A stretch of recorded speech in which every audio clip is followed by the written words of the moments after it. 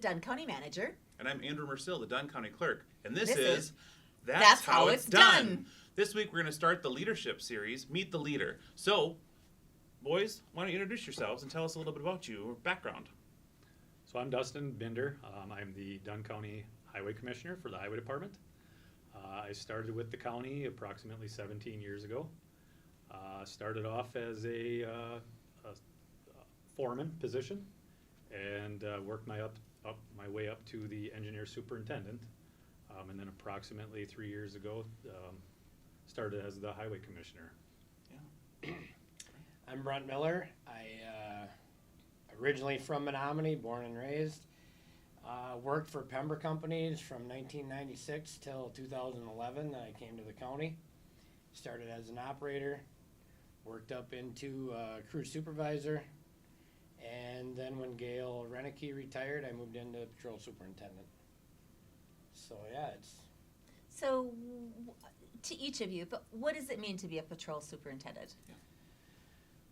you gotta organize. You got about 40 guys. Organize all the projects, working with Dustin and our engineer and all the crew supervisors, figuring out what work we're gonna do for the year. Try to coordinate each job, how many guys we need, what kind of work we're gonna do on those projects, and on a day-to-day basis, if we've got enough guys, and disperse the guys in different areas just to get all the work done. Sometimes some jobs gotta wait, and because more jobs take more people. And I imagine there's a little art to figuring all of that out. There is some art at times, sometimes you got people gone, sometimes people can't do the job as well as others. We have some guys that are pretty special in running certain types of equipment, and when we have those type of jobs going on, it's nice to have those guys on the job. So there's a lot of planning with the jobs and with maybe snow removal and whatnot that might happen, but there's also a lot of pivoting that you must have to do based on how much it snowed or how much asphalt we end up getting, right? There must be a lot of that changes pretty frequently. I'll let Dustin talk a little bit on that. Yeah, I guess on a daily basis, a lot of it is kind of scheduled. And obviously during the winter months, it does change. I mean, weather changes dramatically on a daily basis. When it comes to long-term planning for what projects we would be doing, there's a lot that goes into it. So we do obviously we do PACER ratings, which is a biannually that it's completed. So we rate our roads. That kind of helps determine long-term planning with our roadway infrastructure, as well as just the overall age and condition of the road. And then we kind of lean towards roads that are more heavily traveled and more utilized to get done first before we look at ones that maybe sees 50 cars a day on it. Sure. Yes, they are taxpayers and utilize that road, but we look at trying to emphasize those roads that are more heavily traveled first, and we will eventually get to those. So getting back to when it snows, when it doesn't in the winter, we know what projects are coming up in the summer. We try to get those, we try to go out on those roads, get the brush taken back. Some of the trees that are leaning out over the road, we try to take care of that stuff, talk to all the landowners, discuss it with those guys, let them know what's coming up in the next summer. And it's been really nice the last 2 years not having as much snow. We've been able to get a lot of that brushing done. So we've gotten caught up quite a bit in the last 2 years. So when it doesn't snow, we're out cutting trees, and it is a dangerous job, and our guys have done a very, very good job the last 2 years. And it's like I said, it's dangerous, and they've been trying to keep them as safe as possible, and it's a very dangerous job. And You talked a little bit about the dangers of working in the highway department. What are some things that the citizens of Dunn County can do to make sure that our county employees, our highway guys are safe out when they're out doing some work? Be aware of what's going on. Yeah. Stay off your cell phones, please, because it is, guys are out there, guys are flagging, women are flagging. We have guys and women, in the summer. You just gotta keep your head on a swivel and be aware of what's going on, because and our guys have to be that way too, because there's so much traffic out there, and especially when we're working on the interstate on 94, it is very, Sure. I mean, 70 miles an hour, and you might get them down to 60, and it is a process when you get out there and trying to get all your signs set up correctly and all that does. Yeah, and we do follow a strict guideline of how traffic control is set up per the DOT. Sure. So we follow that to a T. So we have advanced warning signs that we place. So individual can't say they haven't seen us working there. I mean, we do advanced warning signs and flashing lights on all of our trucks. So we're definitely visible. So timely, because next week is Work Zone Awareness Week, Yep. right? And that's an annual time that recognizes what? So it's just, it's there to recognize workers working within the roadway, and just to be proactive and look out for those employees and try to reduce accidents and even deaths in work zone related incidences. Because all those people leave in the morning expecting to come home at the end of the day. Yep, they all have families just like all of us, so. Now, Dunn County has a pretty high percentage of county roadways, right? So like on our county map here, how does Dunn County rate with the total 72 counties in Wisconsin? How high does Dunn County rate on the number of county-operated roadways? So in Dunn County, we have 425 centerline miles. Yep. Of the 72 counties, Dunn County ranks approximately 7. Okay. For the most roadway miles that we actually maintain in the state of Wisconsin. So it's pretty significant. Yeah. We try our best to try to maintain them as much as we can based on the budgeted amount that we have for Dunn County. And like I said, we try everything we can to just keep up. Yeah. So this is my kind of probably my, I don't know how to say favorite, but I think most people don't recognize that what's a county road versus a town road Sure. versus a state road versus the interstate. Can you just talk to that for a minute? So all Dunn County highway roadways are alphabetical. So that is what Dunn County Highway oversees jurisdictionally. State highways are anything that are labeled numerically, Sure. such 12, as 29, 25. 25, right? I-94, all that. We are contracted with the DOT to perform maintenance duties of those roadways Okay. on the state system.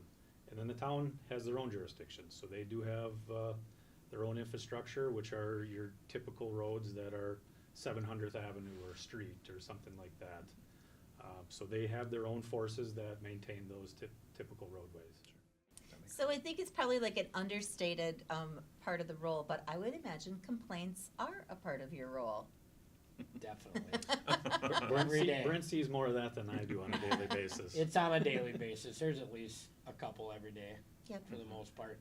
And it's not always complaints. I mean, there's a lot of positive. Concerns Yes. as well, yep, and positive, yeah. Concerns, and there are some positives. We do get some positive. We've had some positive letters sent to us. You know, and there has been a few times we've had to go out and meet with the person.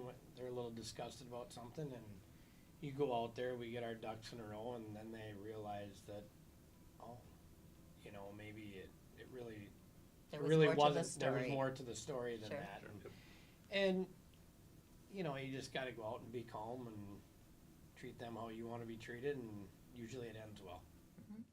So Brent, as you speak to handling both complaints as well as acknowledgements, being a local person, having been involved in the community for a lot, and also being very personable, I bet you that goes a long way towards calming people's concerns. It does. I know most, it seems like I know most everybody. There's obviously a lot of people you don't know, but, you know, I'm very calm. I don't get too worked up. I don't really get worked up usually ever, but every now and then it does happen. But being calm, collective, I think that's my strong point, and able to talk to anybody. And yes, Dustin uses me as his calming goat. Calming goat. So the calming goat is your spirit animal, essentially. Right. Sure. Now, are you one of those goats that when it runs out and you make a loud noise, you fall over? A fainting goat would not But- probably I'm not work a well on the fainting highway. goat. No. No. No, I think we work. I think we work pretty well together in those aspects of the game. So, talking about the challenges, right, with highway, the highway division, what are some of the upcoming projects that we want to make sure the community knows about that are going to be happening this summer of 2025? Well, we have a bunch of jobs lined up right now. Right now, currently, we're out. Usually every year we talk about the budget. We get about a week's worth in the spring or a little more of shouldering. So right now we're shouldering a quadrant of the county. Last year we started kind of down in the southeast. We moved up to the middle, kind of northeast a little bit, not quite all the way north. When we're done with that, we have projects starting on County Road S, which is north of Menominee, County Road G from D to 25, out past Jake's. And then we also have a road down on County Road County Road Y down by O'Galley. And then also County Road J heading out of Menominee from Dick's, right from the city limits, Sure. out to 410th, I believe it is. And then we also have a project on Double B. This year we have quite a few projects going on. A lot of culvert replacement, little bit of widening, very little of that, and then pulverize and repave. And we also have a Jake's project out by Jake's on D. We're hoping to still do this year. We're not sure. Still working on a few things on that. I can let Dustin Yeah, touch we're on that. currently going through the real estate process on that, so there is a number of parcels that we have to acquire before the project can start on County Road D by Jake's and Pioneer up there. So we're hopeful that's gonna work out, and then we can possibly get that project done yet this summer. Great. So those are it's a lot of projects to do. It's a little quicker because it's not full blown reconstruction. Mhm. So the pulverize and repave does go a little bit quicker. You know, replacing culverts, adding a little gravel here and there, reshaping the road, Yep. grading it, and then repaving it. Dustin, will you talk for a minute about, as we talk about the projects, number of projects that you're doing this year, kind of what's your dream for how much road you will repair each year or redo each year in relation to how much there is to do? So the average lifespan of a roadway is approximately 20 to 25 years, from when you first redo it to when you have to redo it again. That's the average lifespan. So obviously we have 425 miles of roads. So if we look at that, we should be doing approximately about 20 miles of roads each year. So that is the goal, to try to accomplish about 20 miles of pavement replacement in Dunn County. Obviously that's due to budget. I mean, to complete a roadway is not cheap. To just do a typical pulverize and repave roadway, you're looking at probably $200,000 to $250,000 a mile. So it does add up very, very quickly. So yeah, that is what we're trying to accomplish. Obviously, that's contingent upon funding. So. And can we just talk for a minute about staffing? Mhm. Have you seen impact to kind of the strange labor market in which we work? When people come to work for the highway department, do they tend to stay there? Do you have turnover? What does that look like? I guess it's no different than any other. We do have individuals that come to the department. We're not necessarily seeing a lot of background in road construction or maintaining roadways. It's more of truck driving type of skills is what we're seeing the majority of. And typically when they start at Dunn County, they typically retire from Dunn County. It's a great place to work.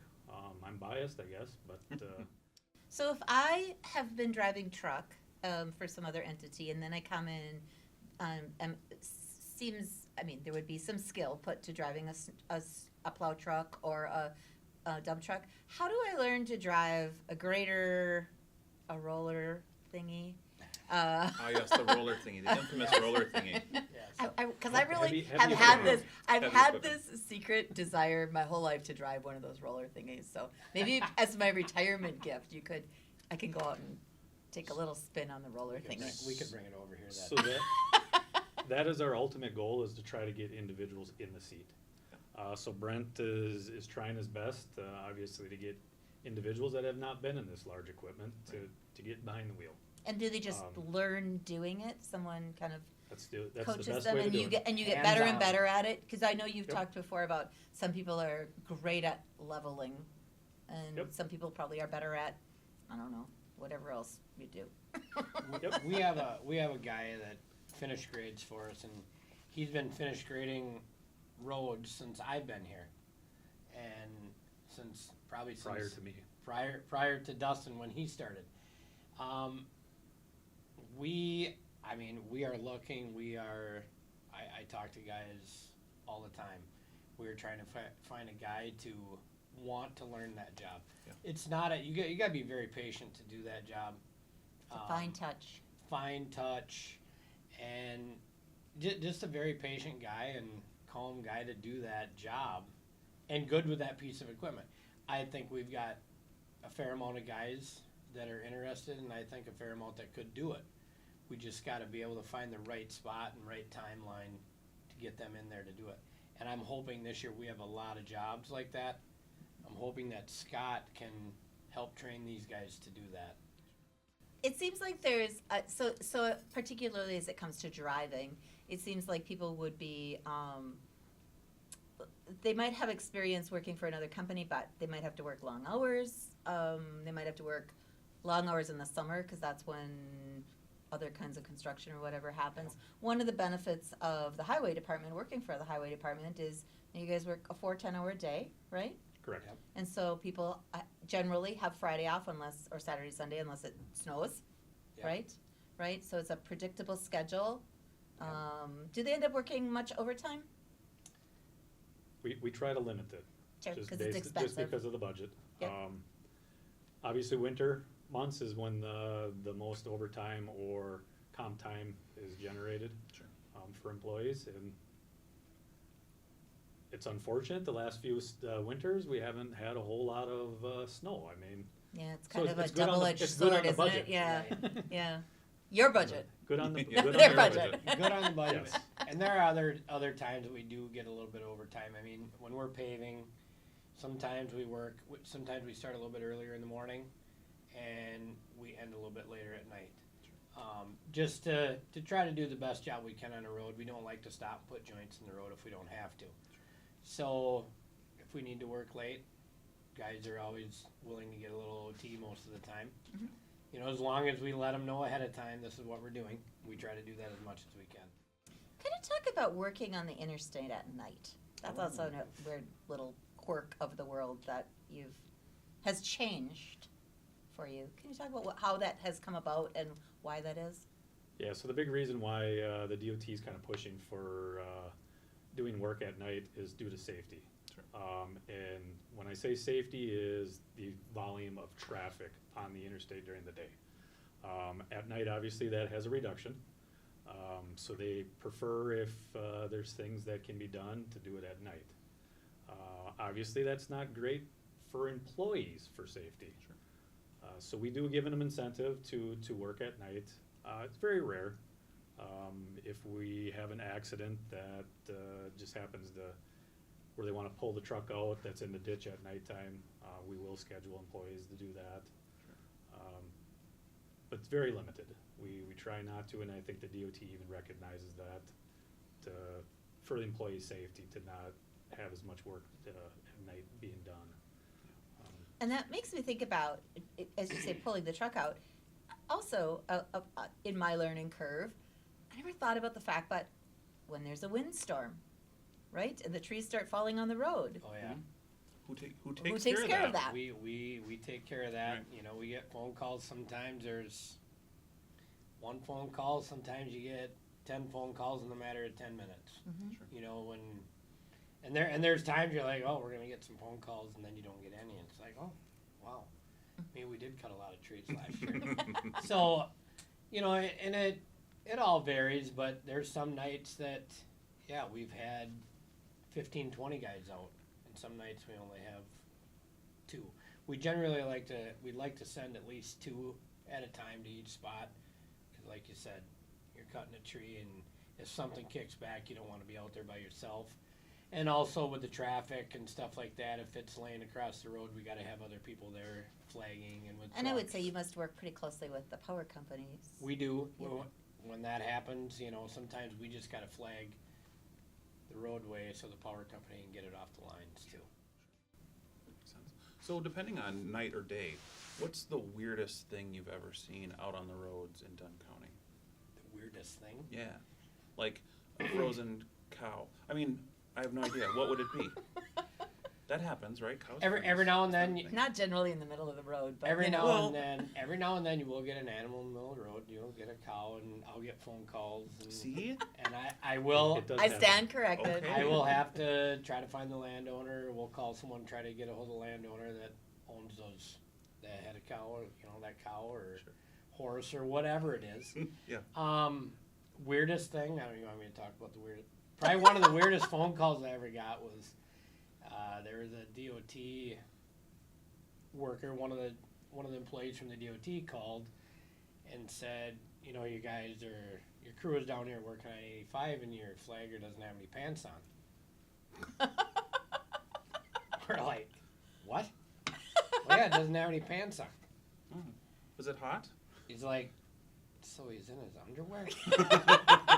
And she goes, no, flagging pants. Oh. We're like, Oh, that makes more sense. Okay. Well, The reflective, We're like- fluorescent. we don't have any pants. flagging pants here. And they're like, well, they just passed that law like not long ago. And we did not know that. No one let us know that. So here we're thinking that guys out, Pantsless. Out in his underwear. it was hot. So, Got you know, it traffic was- to stop. Yeah, traffic would stop. Yeah. so that was probably a weird phone call. And, That's a That good counts. one. and Yeah, she that thought, counts. what is this guy talking about? But So we talked about the roads and the construction, but you have another whole group of, well, you have a couple other groups of people, but you have a whole group of people that keep all this stuff going. Yeah. You want to talk about your heavy equipment? Yeah, so we have a crew of mechanics and welder fabricators. They keep all of our equipment running on a daily basis, and it's constant. I mean, no machine is perfect by any means. So we do a lot of in-house repairs, fixes of equipment to try to make them last as long as we can. The equipment is not cheap by any means. Standard plow truck today you're looking at $300,000 to $400,000 for a Right. standard plow truck. So that is very, very expensive, and we gotta make them last as long as we can. And you also have started to do some of your own, do you call it fabrication? Yes. Of your own plow equipment. Can you talk about that? How has that historically worked, and what are you trying to accomplish now? Yeah, so this past year, we started trying to fabricate our own plow trucks. I don't recall ever having to do that, has been done in Dunn County. The reason why we did it is because of the delays. So we had some delays with the plow truck chassis, and which has also delayed the fabrication for vendors doing that type of work. So we thought maybe we could see if we can take this duty on and see if we could fabricate our own plow trucks, and it went well. We may be looking at trying to do that down the road again, but it's a cost savings to do it in-house, which is great. So Mm-hmm. which Any also, other- go ahead. I was gonna say, but because your wait time is like a year out, yeah, right? we're a year out for getting a plow truck fabricated. So if you get a brand new truck, and a year from now you can get the stuff on it that'll make it actually operational. Correct. And I think they've done a good job. I mean, the first one took a little longer than the Sure. second one, but and then that also takes time away from other maintenance stuff on other equipment Sure. too, though. So Sure. that's the only thing that it hurts. It helps, but it also hurts in other ways too. But not near as bad as the helping. So I heard one of the town chairmen talk recently about having borrowed a pothole filler or something Oh, like that. yes. Do we have one of those? A patch wagon? I don't Patch know. wagon. Yes, a patch wagon we call it. It That sits next to whole- the rolly thing. That Right. holds cold mix that we fill the potholes with. Yes, we did. We do that periodically. We'll send a guy out with a town guy. Sure. Okay. So, And speaking of that relationship with the towns, you have a pretty close working relationship with the towns. In fact, you actually do work for them on contract, correct? Correct. correct. Has Highway Huber been successful? Hoover. Oh. Hoover. The highway Uber. Yes. Have you actually given anyone a ride, and did you put that money into the county coffers? Put it this way, I had plenty of phone calls. I had plenty of phone calls, and I thank Krista for that too. Yeah, we had a lot of laughs. I know the one thing that I wanted to make sure that I asked you about, so we talked about the operators and we talked about the mechanics. How about who pays all the bills, deals with the administrative related things that happen in your department? Yeah, so we have a number of employees that work for our finance department that help out with administrative duties, paying bills, sending out invoices to towns or whatever for performing work. So that they are the behind the scenes, do all of the number crunching, and keep track of our budget to make sure we're doing the work properly within budget. And it's no small operation, right? It is You have not. about a $17 to $18 million budget, Correct. so it's a significant investment. Yep, it's a lot of How work. many full-time employees and then how many seasonal employees do you cycle through? So, go ahead. We have 51 total employees at the highway department, including myself. Sure. And then we hire seasonal staff. This year, we're looking at hiring 4 seasonal staff that help college-age students. Sure. That help with traffic control mainly, is what they traditionally do, is holding the stop slow paddle for flagging operations, Sure. which Which is is great. important. We It's need it. important, yeah. Mhm. Very So, important. And if somebody was interested in working for the illustrious Dunn County Highway Department, how would they go about finding those jobs? Well, for summer help, it is on Indeed, I believe, correct? Indeed. It's on Indeed. And if you know of anybody, get my number, send them my number, and I can get them the link to get on there if they can't find it. Sure, great. Yeah, as long as with the Dunn County website as well. Yeah. So all of our Yes. jobs are posted on the Dunn County website. Thanks, Dustin and Brent, for sharing a little bit more about the Highway Department. I think we all learned a lot. And join us next time for the leadership series that we're doing right here on That's How It's Done.